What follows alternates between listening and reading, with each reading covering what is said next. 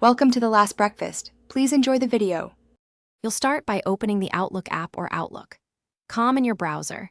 This difference matters because settings live in different places. Once opened, sign into the account you want to change and make sure notifications are muted so you can focus.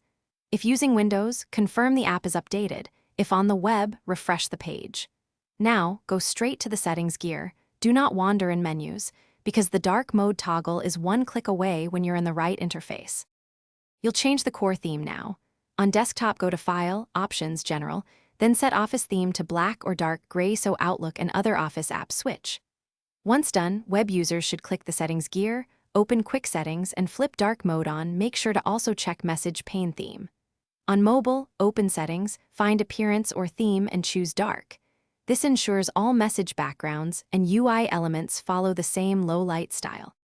You finish by confirming the reading pane and message backgrounds are dark. Open a few emails to verify contrast and readability.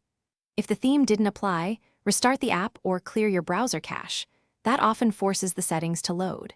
Make sure system theme settings are not overriding app preferences. On Windows or Mac OS, set system theme to dark if problems persist.